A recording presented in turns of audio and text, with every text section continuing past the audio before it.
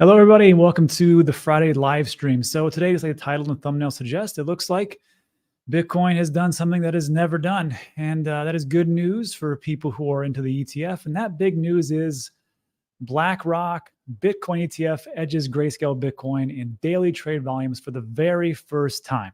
Now, before I get into this article, you would look at this and go, oh, that's extremely bullish. That means that everything should be going up and it's going to be awesome and rainbows and no.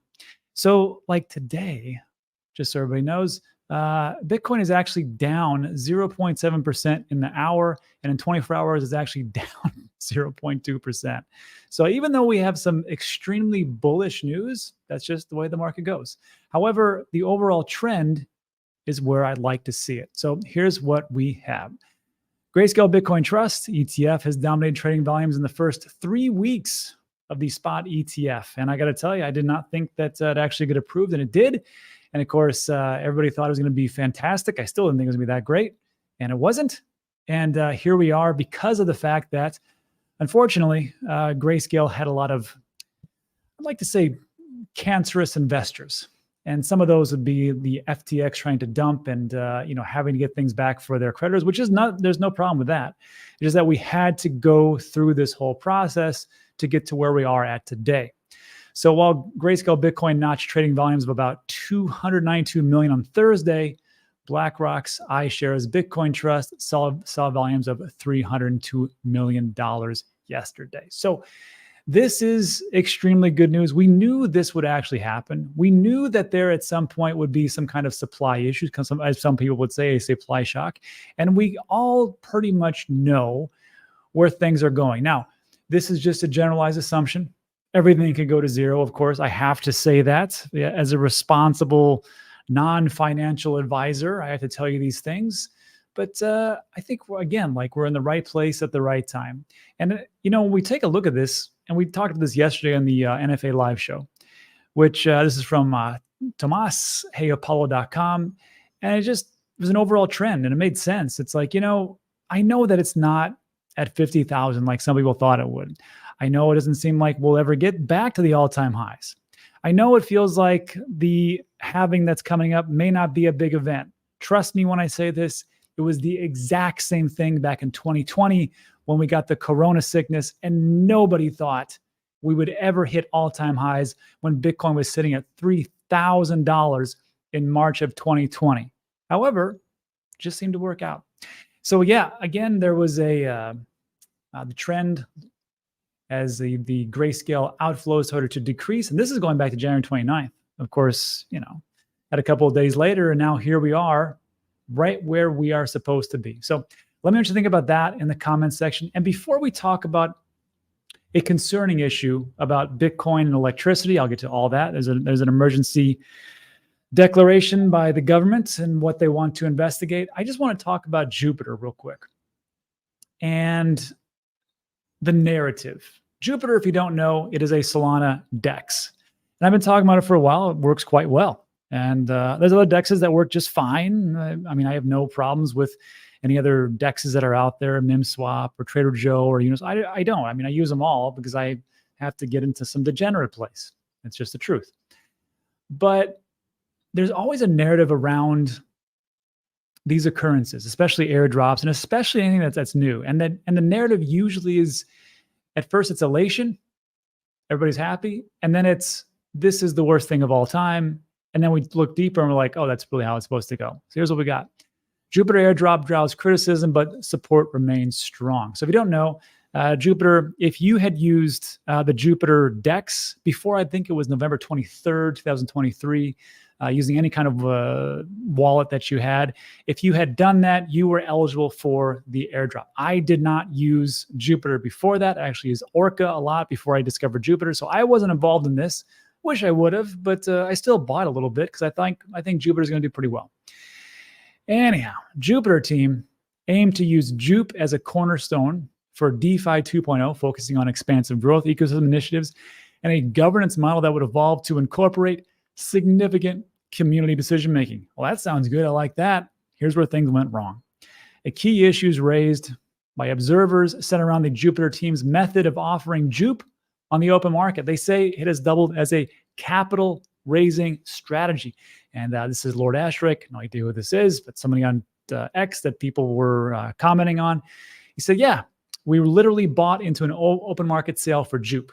Basically, open market equals fundraising, only that rather than buy the seed round A, B, C, D, seed, pre-seed, private round, we bought a freaking IPO'd on the stock market day. Literally, whatever he says. So, when you see this, you're like, gotcha. It's the worst thing of all time. They're dumping on us. And of course, because that's the natural inclination. Trust me, when I read this, I'm like, these sons of, and I was like, maybe it is. However, there's always two sides of the story. So another ex-user, Jupiter team had put in, another ex-user, our Twitter user, stated that Jupiter team had put in a moon protection on the Jupe token launch so that prices would not exceed 0.70 cents until the Jupiter team reached 100 million, then thus they could dump on everybody. People are participating in a sale without even realizing it. The founder of Jupiter, Mao, wrote in an X post that the team would have received more funds had they opted for an over-the-counter deal or a regular IDO. All right. They launched their token to ensure that airdrop recipients would be able to sell into a massive pool, while prospective buyers would have their assurance that there would be a big enough pool to absorb selling pressure from airdrops. Now, reading this right here, you probably think to yourself, there's, of course, there's two sides to every story, but that's just one person's opinion. Of course, the founder is going to come and, go to bat for his team and then leave everybody out in the cold. And I can see it. However, Blackrock research analyst Renyu Kong noted that much of the criticism around the Jupiter airdrop has been unwarranted. Fundamentally, Jupiter set a price and evaluation that they were willing to launch at. In this case, $47 or billion fully diluted value. It's no different to investment bankers setting an IPO price, which essentially they're just guessing, which a company is willing to sell shares at. No one is forcing participants to buy if they don't like the valuation in the launch pool. Granted, maybe one had preferred more free market price discovery, but that's easier said than done. This is the big thing. When you're going to get into stuff like this, just know that airdrops are great. It's free. We're going to do an airdrop actually today over on my second channel, Dan DGen. This will be the third airdrop with Myro. I'm going to give away 10,000 Myro again, which is roughly about $1,000. So stick around. I'll share that with you. But it really just comes down to this.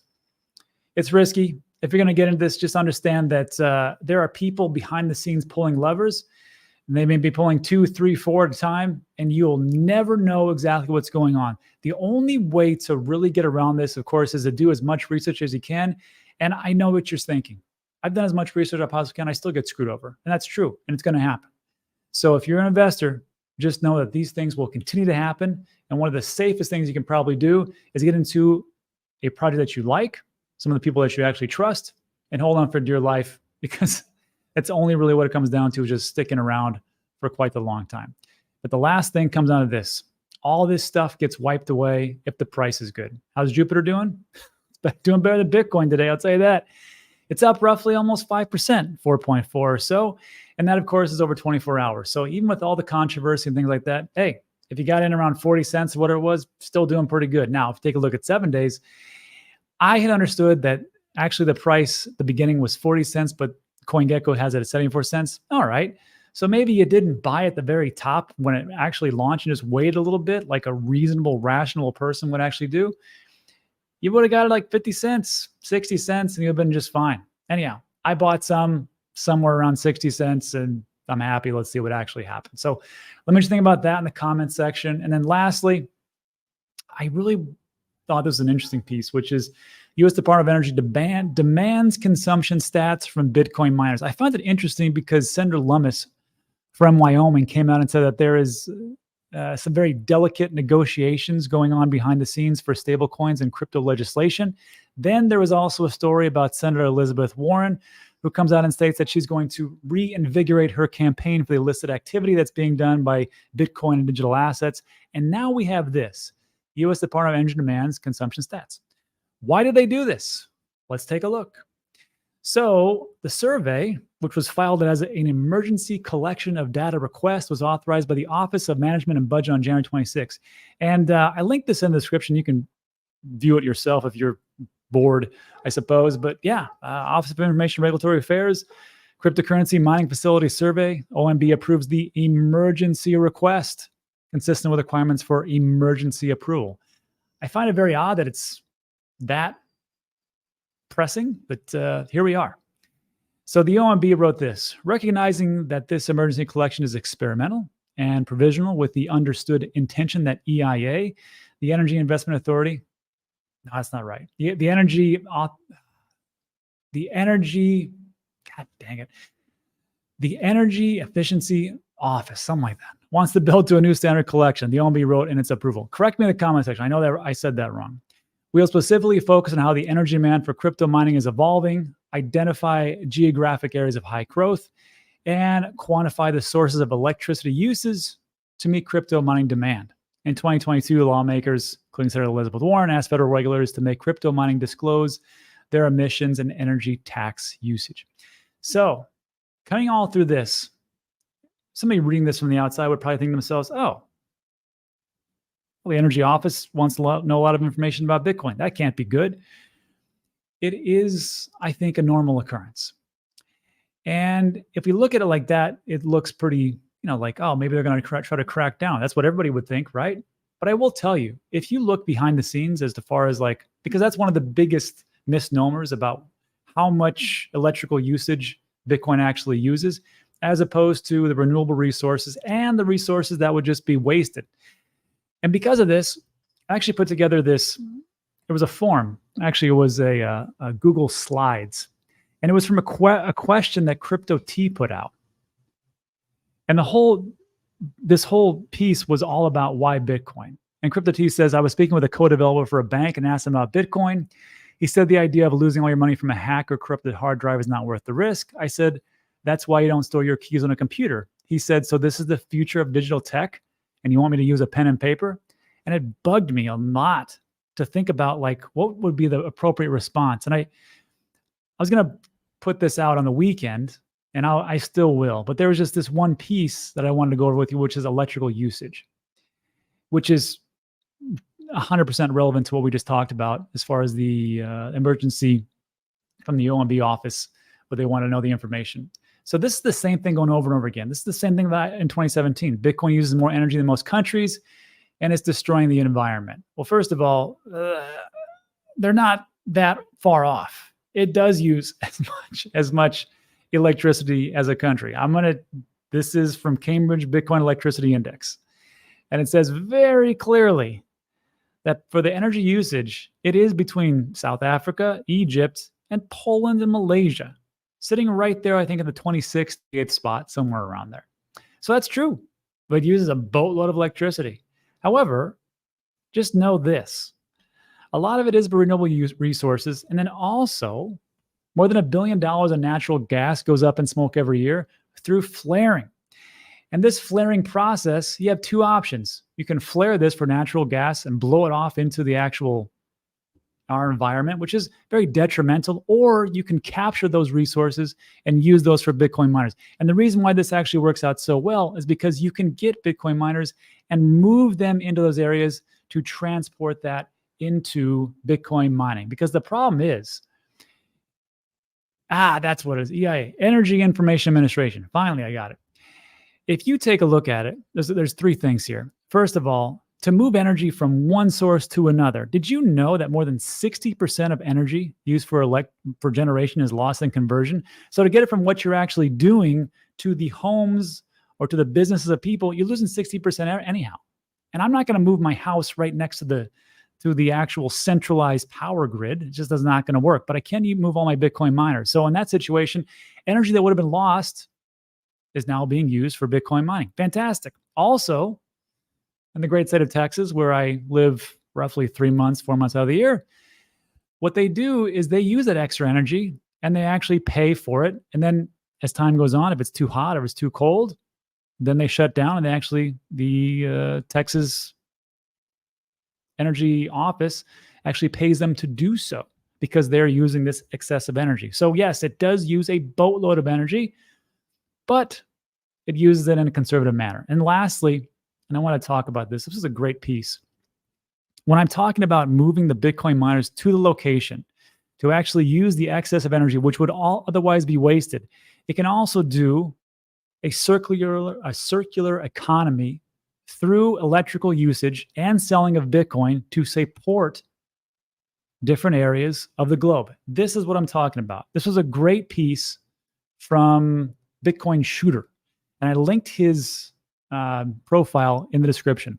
This is about 4 minutes, and this is going to be crystal clear as to electrical usage of why the energy demands of what it's used, what it can actually do, and why this form that is being asked by the US government could be potentially a big nothing burger. So I want you to make sure that you hear this crystal clear. Again, this is about 4 minutes. Just take a listen to this. Pretty good. 400 million Africans live without electricity. But that's changing.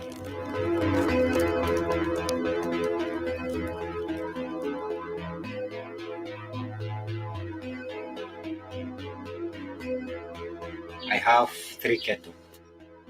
When using a machete for chopping that fodder, I would have used 2 or 3 hours to chop enough food for my kettle. But with this, 10 minutes. It is very fast. Time is so important. Most important. Most important. Our kids have improved in their studies. They couldn't study well because we were using candles and kerosene, which will damage our eyes because of the smoke. And we also see the benefit because we charge our phones well, we watch TV, things have been perfect, a comfortable life. Wow, amazing. How did they get power? It starts with naturally running water, which feeds into a hydro power plant. Problem is, it's normally not profitable to build a rural power plant like this. My name is Thomas Poelmans. I'm the co-founder and CEO of Hydrobox. We produce power for the local community. This site is located in Murang'a County. That's in central Kenya. We were producing power, but back in the day, only able to sell 40%. And of course, economically, that doesn't make any sense. I got to know Eric, and I was talking to him about our challenge. We said, okay, what if we came in and we gave you 100% usage right away? Our job at Gridless is Bitcoin mining.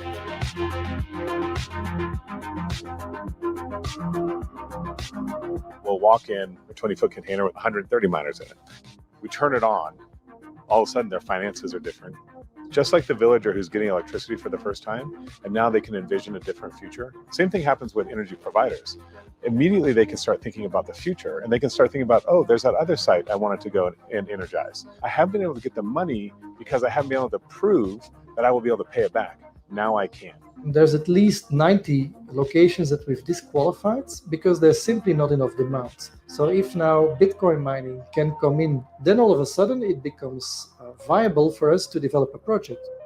That's a fundamental paradigm shift for a company like us. We win because we're mining Bitcoin. The power generation group wins because they're finally financially viable. And because of that, more people can be connected to electricity right away. It's absolutely phenomenal. What are your goals in life? Goals. To expanding my farming, rearing chicken, and other businesses like welding. Before power, were you thinking about these goals? No. Impossible. Impossible. Thank you so much. I'm happy for you. Thank you. Yes, Welcome. I hope you grow your family very big, okay? I'll grow. 20 kids, okay? I'll grow. It's finally profitable to build rural power plants, thanks to Bitcoin mining. As a result, electricity is coming to Africa. All of a sudden, our market has opened up to the entire African continent because the Bitcoin mining can basically come anywhere we go. Then all of a sudden, we can be developing 50, 100, 200, 300 megawatts. If we deploy 300 megawatts in rural Africa, then we're able to change and impact the lives between 7 and 10 million people.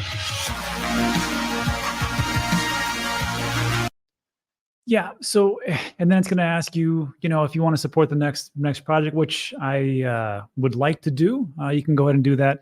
The link for Bitcoin Shooter and those documentaries that he is producing, there is a link in the description. You can follow him and go from there. But again, this is all about just trying to get as much information as we possibly can out to everybody that we possibly can, especially when we're talking about, when the U.S. Department comes out and says, "Hey, you guys are using too much energy. We want to figure out just how much it is." Now we know that it's not just about taking a bunch of energy from everywhere and, of course, leaving people in the dark. It's actually a very easy topic to tackle. Anyhow, let me know what you think about that in the comments. And then lastly, before we take off and do a little Miro